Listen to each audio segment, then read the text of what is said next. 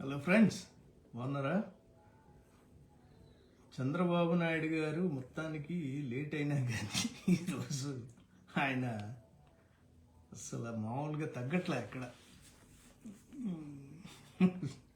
అంబేద్కర్ గారు, గాంధీజీ, ఆ, కలాం గారు, నేను మేమంతా చిన్న చిన్నోళ్ళం కాదు, చాలా పెద్దోళ్ళం అని చెప్పి అక్కడ స్పేస్ లేకపోయినా ఇరికి ఆ సందు చేసుకుని దూరి ఇరికి దాంట్లోంచి హడావిడి రోజంతా ఏందో మాట్లాడుతూ ఉంటారు ఆయన. అసలు ఈరోజు మామూలు కామెడీ కాదు. ఎక్కడ వెళ్ళారు మొత్తానికి, ఆ మన్యం జిల్లాలో ఎక్కడో వీళ్ళు చెప్పిన 6 అవేమంటాం వాటిని, మన ఏంటయ్యి, వీళ్ళు చెప్పిన 6 ఉన్నాయి కదా,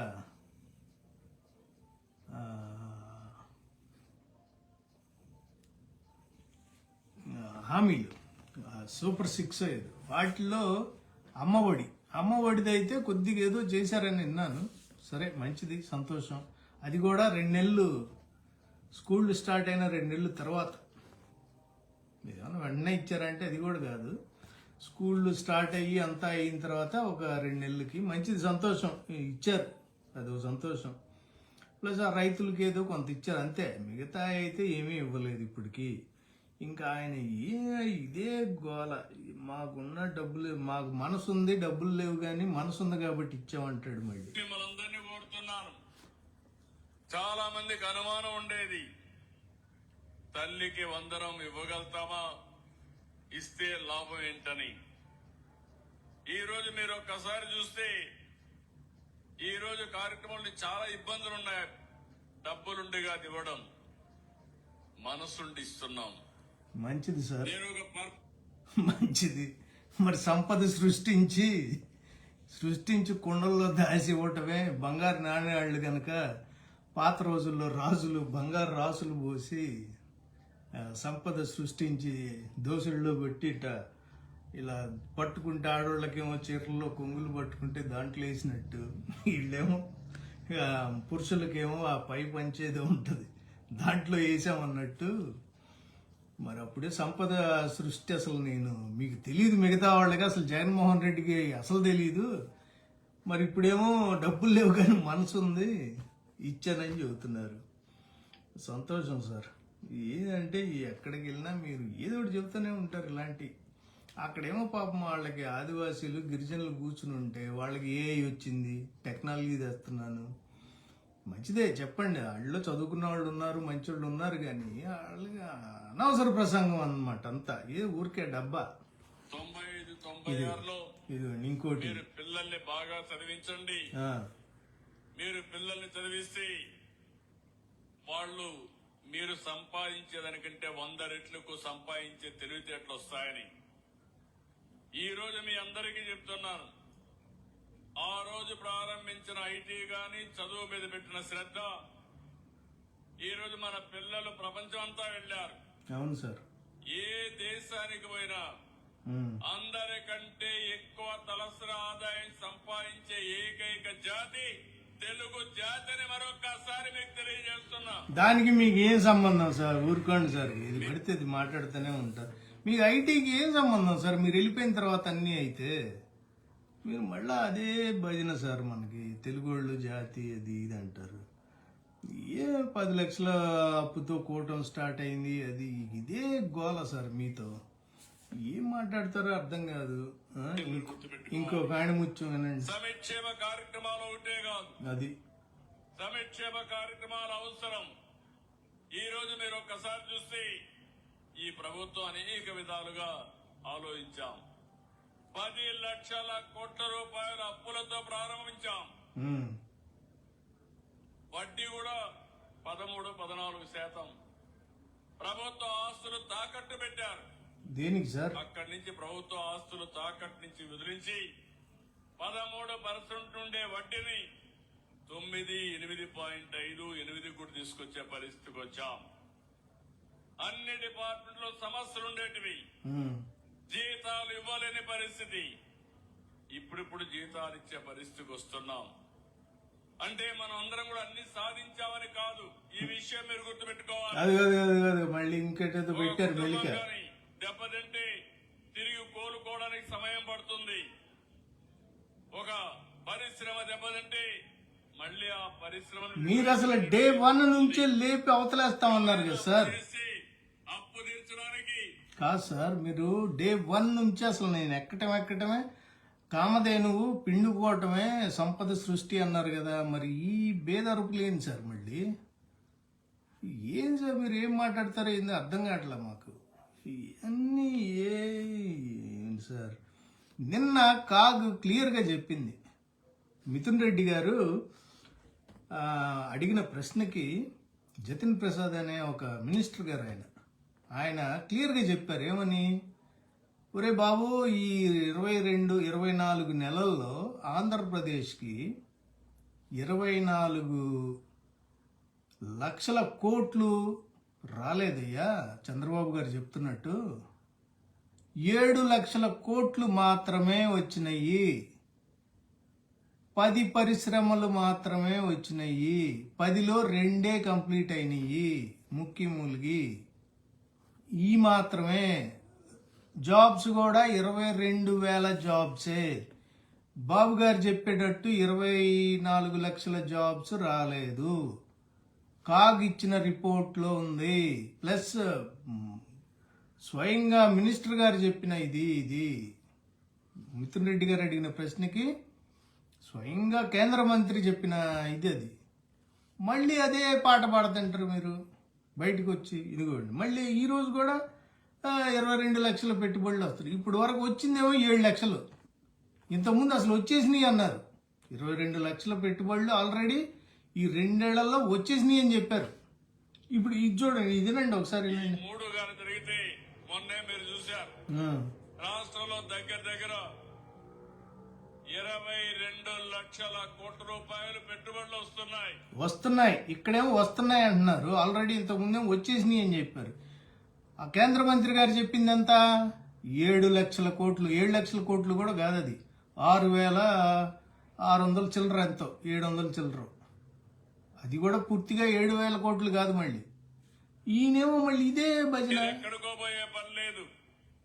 ఇక్కడే విశాఖపట్నం డేటా సెంటర్లు వస్తున్నాయి. డేటా సెంటర్ అంటే ఇక్కడే వస్తున్నాయి. మొట్టమొదటిసారిగా మీకందరికి స్ఫూర్తిదాయకంగా మీరు చూస్తే అల్లూరి సీతారామరాజు గారికి పూర్తిగా ప్రోత్సాహం ఇచ్చిన నేల ఈ యొక్క ఏజెన్సీ ఏరియా అని చెప్పి మీకు తెలియజేస్తున్నారు. అల్లూరి సీతారామరాజు గారికి ప్రోత్సాహం ఇచ్చిన నేలంట. ఇప్పుడు అల్లూరి సీతారామరాజు గారు ఏం లీక్స్ తిరుగుతున్నారు ఆయన. ఇంకా ఏంది సార్, ఏం మాట్లాడతారు? ఏంది అసలు నాకు ఏం అర్థం కావట్లేదు సార్. మీరు ఆయనకి ప్రోత్సాహం ఇచ్చిన నేల నాకే కన్ఫ్యూజింగ్ గా ఉంది. అసలు ఆయన ఏం మాట్లాడుతున్నారు? అదిగోండి, మీ సహకారం, మీ దేశభక్తి ఆయనకు శ్రీరామ రక్ష. ఎవరికి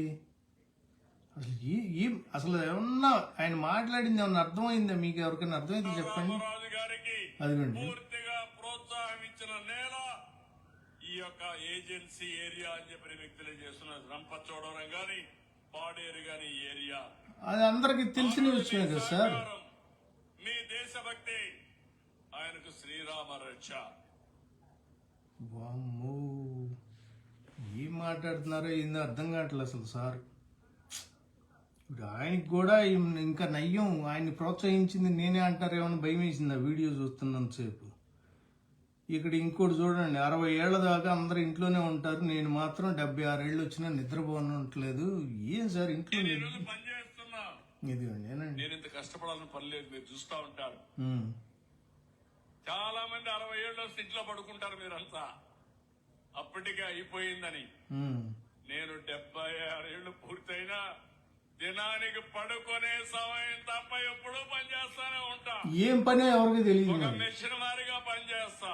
ఏం పని సార్? రెండోది గుర్తు పెట్టుకోవాలి, నేను నిన్నటి ఆలోచన కాదు, రేపు ఆలోచన, భవిష్యత్ ఆలోచన చేస్తున్నారు. నేను చేసే పని భవిష్యత్తులో ఏ విధంగా మార్పు వస్తుంది, మీ జీవితాల్లో ఏ విధంగా వెలుగు వస్తుందో ఉమ్. అది ఆలోచిస్తున్నానని చెప్పి కూడా నేను మీకు తెలియజేస్తున్నా. ఈ విషయం గుర్తుపెట్టుకోవాలి అందరూ పిల్లలు. అది ఈ విషయం గుర్తుపెట్టుకోవాలి. 2 చేతులు పైకెచ్చి చప్పట్లు కొట్టాలి. ఇదే గోల. ఫూ, అది అయిపోయింది. ఇక లాస్ట్లో ఒక ఆణిముత్యం అయితే ఒకటి వదిలేరు. ఇక ఆ ఆణిముత్యానికి ఇక ఏం చేయాలో అర్థం కాని పరిస్థితి. అది కూడా చూడండి. ఇక నేను ఒక్కడిని ఎందుకు చూడటం మళ్ళీ. పెద్దవాళ్ళందరూ చిన్నగానే పుడతారు. నిజమే ఒక సార్. మహాత్మా గాంధీ గారు, అంబేద్కర్ గారు, లేకుంటే మొన్నటి వరకు ప్రెసిడెంట్ గా పనిచేసినట్టు అబ్దుల్ కలాం గారు, ఆ. నేను గాని అందరం కూడా సామాన్య కుటుంబాలను పుట్టాం. ఏమండో ఇది విన్నారా? నేను గాని అందరం కూడా సామాన్య కుటుంబాలను పుట్టాం. ఇండియాలో మన డబ్బా ఎవడు కొట్ట బావా, మన డబ్బా మనమే కొట్టుకోవాలి. అది పరిస్థితి. ఇప్పుడు పెద్ద పెద్దోళ్ళు అంబేద్కర్ గారు, గాంధీ గారు, నెహ్రూ గారు, అబ్దుల్ కలాం గారు, వీళ్ళంతా వాళ్ళతో పాటు నేను కూడా మేమంతా చిన్నగానే పుట్టాము. తర్వాత సేవ చేసి పెద్దోళ్ళం అయ్యామని చెబుతాడు. మరి ఈయనేం సేవ చేసి పెద్దోడు అయ్యాడో తెలియదు. మీరు చేసింది సేవ ఏం లేదు సార్. పాప పెద్ద ఆయనకి దెబ్బేసి పార్టీ లాక్కున్నారు. 2 ఎకరాలు కౌలుకు చేసుకుంటా వచ్చి ఇప్పుడు 2 లక్షల కోట్లకి పాడగలెత్తారు. మీరు ఎవరికి దేశానికి ఏమన్నా ఉపయోగపడ్డారా? తెలుగుదేశానికి కూడా ఉపయోగపడలా మీరు. అసలు ఒరిజినల్ తెలుగుదేశానికి కూడా ఉపయోగపడలా మీరు. మీకు మీరే ఉపయోగపడ్డారు. సొంత కులస్తులకు ఉపయోగపడ్డారు బాగా. మళ్ళీ వాళ్ళలో కూడా అందరికీ కాదు. మళ్ళీ దాంట్లో మధ్యతరగతి పేదలకేం ఉపయోగపడలా మీరు. డబ్బులున్నవాడికి దోచిపెట్టడం, చుట్టూ వాళ్ళనే పెట్టుకోవటం, మళ్ళీ రీసైకిల్ చేసుకోవటం, ఒకటి డబ్బులు. ఇదే పని. అక్కడ మళ్ళీ మధ్యతరగతి పేదలకు మీరు చేసింది కూడా ఏం లేదు. సొంత కులస్తులకి అసలు మీకు పడదు. వాళ్ళన్నా పడదు. ఇక మిగతా కులపోళ్ళదే తీసేయండి. సొంత కులపోళ్లే మధ్యతరగతి పేదవాళ్ళు అంటేనే పడదు మీకు. అది మీ కథ. ఏందో చెబుతారు వచ్చి వాళ్ళతో పోల్చుకుంటున్నారు. మీరు ఆ పోలిక పోల్చకూడదు సార్. అసలు చాలా దారుణం అది. ఎంత దారుణమైన పోలిక అంటే మీరు పోల్చుకోవాల్సిన వాళ్ళు వీళ్ళు హిట్లరు, ఈ మన కసాబ్, ఈడీ అమీన్, ఇట్లాంటి వాళ్ళు ఉంటారు చూసారా, వీళ్ళతో పోల్చుకోవాలి మీరు. అంతేగాని ఊరికే వాళ్ళని ఇప్పుడు ఎన్టీ రామారావు గారిని కూడా కలిపారు. బాగానే ఉంది. మోడీ గారిని కలిపారు. ఎందుకంటే ఈ మన అంతా మిక్స్డ్ కదా ఇప్పుడు. మిక్స్డ్ కలగా పులకంగా ఏంది అది కిచిడి ఇది. కాబట్టి ఇంకా సంతోషం ఏంటంటే మాన్యశ్రీ పవన్ కళ్యాణ్ గారిని కలపల ఆ లిస్టులో. సంతోషం అంతవరకు. ఏం మాట్లాడుతున్నారో ఏందో అసలు అర్థం కావట్లేదు సార్. మీరు ఆరోగ్యం, మీరు నిద్ర సరిగ్గా ఉండట్లా మీకు అందుకే బాధ. పద్దాక పని అని చేయటం వల్ల నిద్ర లేమితో మీరు ఏది పడితే అది మాట్లాడుతున్నారు. కొద్దిగా ఆరోగ్యం కూడా మీరు చూసుకోవాలి సార్. పద్దాక పని అంటే ఎలాగా? అందుకనే ఆ ఇదిలో మీరు ఏం మాట్లాడుతున్నారో ఏంటో అర్థం కావట్లేదు అసలు జనానికి. మీకు కొన్ని మాట్లాడేవి కూడా అసలు మీకన్నా అర్థం అవుతుందో లేదో కూడా తెలియదు. అలా ఉంది మీ పరిస్థితి ఇప్పుడు. ఏమైనా సరే మీరు పెద్దోళ్ళతో మాత్రం మీరు కలుపుకోకూడదు సార్. అలాగా దయచేసి కలుపుకోవద్దు ఇప్పుడు. ఎందుకంటే మా మనోభావాలు దెబ్బతింటున్నాయి. అలా దెబ్బతినే పనులు చేయకండి సార్ ప్లీజ్.